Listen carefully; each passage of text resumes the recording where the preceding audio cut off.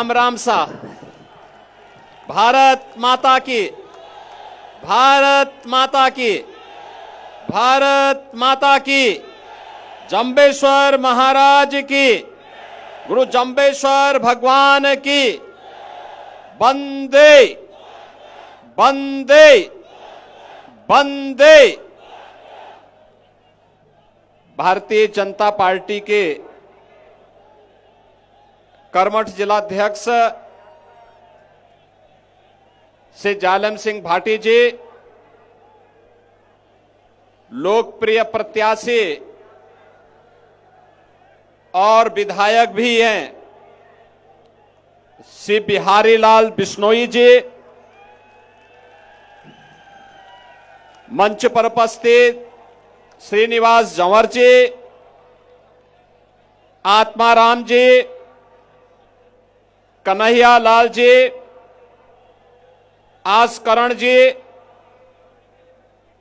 मेघ सिंह जी, अनूप सिंह जी, राजाराम जी, रामदयाल मेघवाल जी, भारी संख्या में नोखा में उपस्थित मेरे नोखा विधानसभा क्षेत्र से उपस्थित सभी भाइयों और बहनों, इस पावन धरा को, जिस पावन धरा में गुरु जंबेश्वर भगवान की जो तपोस्थली है, वीर तेजाजी महाराज और बाबा सिद्ध रामदेव की जो पावन धरा है, और यही नहीं पूरे देश और पूरी दुनिया के अंदर श्रीमद् भागवत महापुराण और श्री राम कथा को जन जन तक पहुंचाने वाले पूज्य संत राम सुखदास जी की भी जो तपोभूमि है, इस तपोभूमि को कोटि कोटि नमन करते हुए मैं आप सबका हृदय से अभिनंदन करता हूं। भाइयों बहनों, मुझे आश्चर्य हो रहा था कि मैं पिछले कई दिन से राजस्थान के अलग अलग जनपदों में घूम रहा हूं, और हम लोग तो जो एक बार बोल लेते हैं फिर उसको हर हाल में निभाते हैं। कांग्रेस के लोग अपनी हार को पक्का देख करके कल से अफवाह फैला रहे थे कि अब मैं यहां नहीं आ रहा हूं। आजा मुझे जो भी फोन करता मैं कहता हूं मुझे नोखा जाना है, मेरी दूसरी सभा वहीं पे है, लेकिन लोग यहां ये लोग कहते थे कि नहीं आ रहे हैं। भाइयों बहनों, हम लोग तो प्रभु राम के भक्त हैं, और प्रभु राम के बारे में कहा जाता है, रघुकुल रीति सदा चली आई, प्राण जाए पर नोखा आने का जो वचन दिया था उसको पूरा करने के लिए एक बार फिर से मैं आपके बीच में यहां पर उपस्थित हूं। इस धरा को नमन करते हुए आप सबका मैं अभिनंदन करता हूं। भाइयों बहनों, 5 वर्ष कांग्रेस शासन के राजस्थान की दृष्टि बड़ी वेदना के हैं, पीड़ा के हैं, अव्यवस्था और अराजकता के हैं। ये पीड़ा, ये जो वेदना कांग्रेस ने राजस्थान वासियों को दी, जो राजस्थान अपने शौर्य के लिए, अपने पराक्रम के लिए, अपनी भक्ति के लिए, अपनी शक्ति के लिए, अपने आतिथ्य सत्कार के लिए, और यही नहीं, राजस्थान पूरी दुनिया के अंदर जितनी अच्छी मिठाई और नमकीन बनती है उसमें बीकानेर और राजस्थान का ही सबसे बड़ा योगदान है। उस राजस्थान को वेदना दी है कांग्रेस ने। भाइयों बहनों, जिस राजस्थान की परंपरा पर, गौरव पर, विरासत पर हम गौरव की अनुभूति करते हैं, राणा सांगा और महाराणा प्रताप की परंपरा पर कौन भारतीय है जो गौरव की अनुभूति न करता हो। महारानी पद्मिनी के जौहर पर कौन भारतीय है जो नतमस्तक न होता हो? मीराबाई के बारे में किसके मन में श्रद्धा का भाव पैदा न होता हो? और भाइयों बहनों, एक लंबी परंपरा सिद्धों की, योगियों की, गुरुओं की, संतों की इस राजस्थान ने देश को दी है।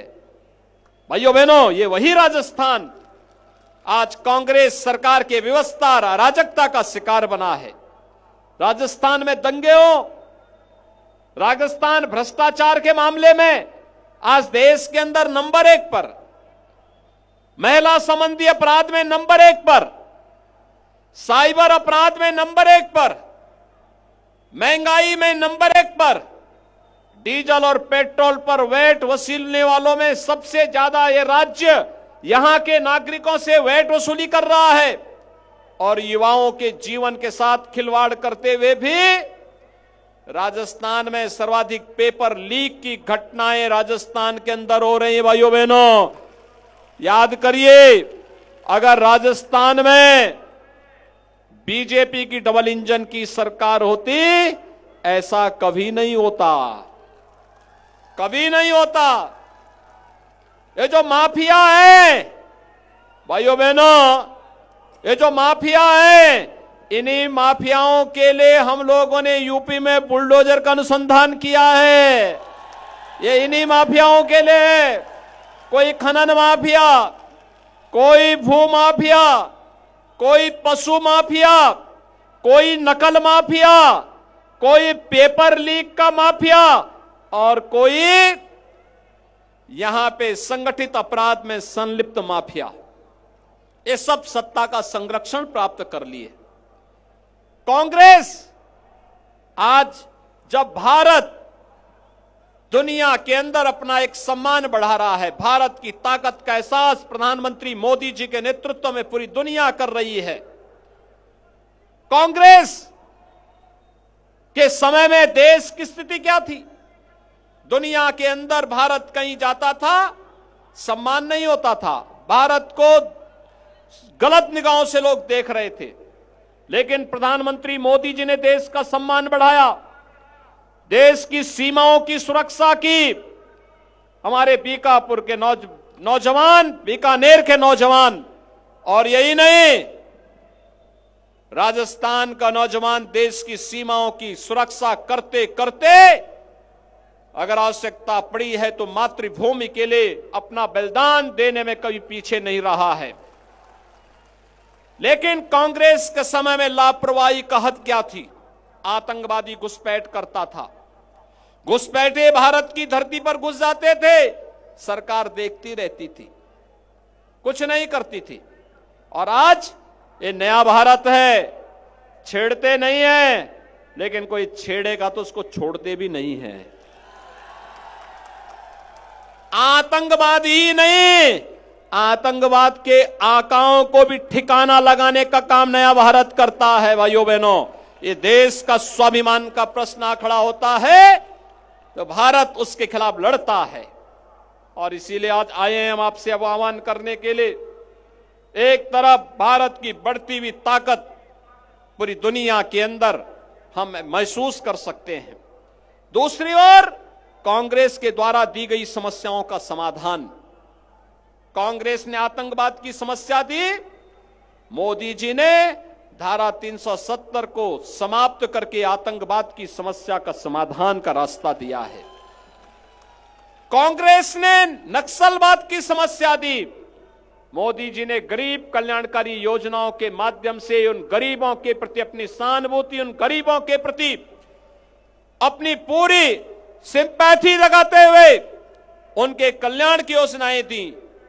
कांग्रेस ने अलगाववाद दिया, मोदी जी ने कनेक्टिविटी दी। आज विकास हो रहा है, वर्ल्ड क्लास कनेक्टिविटी, हाईवे बन रहे हैं, रेलवे बिछ रही है, वंदे भारत ट्रेन, अच्छी ट्रेन, वर्ल्ड क्लास ट्रेन चल रही है, एयरपोर्ट बन रहे हैं, एम्स, आईएम, आईआईटी, हर घर नल की योजना। गरीबों के लिए मात्र 9 वर्ष में जो कांग्रेस 55 वर्षों में नहीं कर पाई, मोदी जी ने मात्र 9 वर्ष में 4 करोड़ गरीबों के मकान बना दिए, 12 करोड़ गरीबों के घर में शौचालय बनवा दिए, 4 करोड़ गरीबों के घर में बिजली पहुंचा दी, 10 करोड़ गरीबों को फ्री में उज्ज्वला योजना के कनेक्शन उपलब्ध करवा दिए। भाइयों बहनों, 50 करोड़ लोगों को स्वास्थ्य बीमा का कवर भी मोदी जी ने दे दिया। और यही नहीं, कोरोना कालखंड से लेकर के लगातार आज भी और अगले 5 वर्ष तक 80 करोड़ लोगों को फ्री में राशन की सुविधा का लाभ भी मोदी जी ने दिला दिया। भाइयों बहनों, ये कांग्रेस न सम्मान बढ़ा सकती है, न भ्रष्टाचार पर अंकुश लगा सकती है, न माफियाओं को नियंत्रित कर सकती है, न बहन और बेटियों की सुरक्षा पर ही किसी प्रकार से उनको सुरक्षित करने में ये सरकार पूरी तरह विफल है। तो क्या कांग्रेस को शासन करने का अधिकार है क्या? भाइयों बहनों, चुनाव सहानुभूति का नहीं होता है, भविष्य निर्माण करने का एक अवसर होता है। ये तो आपकी आस्था का सम्मान भी नहीं कर सकती सरकार। ये सरकार तो आपकी आस्था का सम्मान भी नहीं कर रही है। आपने देखा होगा, रामनवमी के अवसर पर यहां दंगे हुए थे, रामनवमी के अवसर पर यहां पर कर्फ्यू लगा था, रामनवमी के जुलूसों को रोका गया था। हर पर्व और त्योहारों के समय सरकार हिंदुओं पर अंकुश लगाती है। और इसलिए भाइयों बहनों, हम सब आपके पास आए हैं कहने के लिए, हम लोग बोलते कम है, करने में विश्वास करते हैं। और ये आपने देखा होगा, कांग्रेस के लोग हंसते थे जब हम लोग कहते थे कि रामलला हम आएंगे, मंदिर वहीं बनाएंगे। आज राम मंदिर बन रहा है ना, कोई संदेह? राम मंदिर के निर्माण में कोई संदेह? बन रहा है ना। आप मुझे बताओ, यहां से नोखा से कितने लोग अयोध्या जाने के इच्छुक हैं? वाह भाई, पूरा नोखा ही अयोध्या आना चाहता है। आप सबका अभिनंदन है। और भाइयों बहनों, 22 जनवरी 2024 को प्रधानमंत्री मोदी जी के कर कमलों से 500 वर्षों का इंतजार समाप्त होगा। प्रभु राम फिर से अयोध्या में राम जन्मभूमि में, अपनी जन्मभूमि में फिर से विराजमान होंगे। हर भारतीय का सिर चौड़ा होगा, गर्व से चौड़ा होगा कि मेरे प्रभु फिर से आए हैं अपनी भूमि पर फिर से उनका अवतरण हो गया है। और भाइयों बहनों, इस अवसर पर मैं आप सबसे अपील करूंगा, आप श्री बिहारी लाल बिश्नोई जी को जयपुर फिर से जिता करके भेजिए। सहमत है ना? सभी लोग सहमत हैं? और भाइयों बहनों, मैं देखिए, आपके जो सांसद हैं, केंद्रीय मंत्री हैं श्री अर्जुन राम मेघवाल जी से भी और बिहारी लाल बिश्नोई जी से भी कहूंगा कि जनता जनार्दन का आशीर्वाद इन लोगों को मिले और प्रभु राम का आशीर्वाद आपको मिले। इसलिए नोखा के लोगों को लेकर के अयोध्या में लोग पधारे। 22 जनवरी के बाद तय है ना? सभी लोग सहमत हैं? सभी लोग सहमत हैं? मैं आश्वस्त होकर के जाऊंगा कि बिहारी लाल जी कमल चुनाव चिन्ह पर चुनाव जीत करके जा करके और जयपुर में शपथ लेंगे। सभी लोग सहमत हैं? सभी लोग? भाइयों, फिर आपने जो कहा उस वायदे को फिर हम लोग निभाएंगे। एक बार आप मेरे साथ बोलेंगे, जय श्री राम, जय जय श्री राम।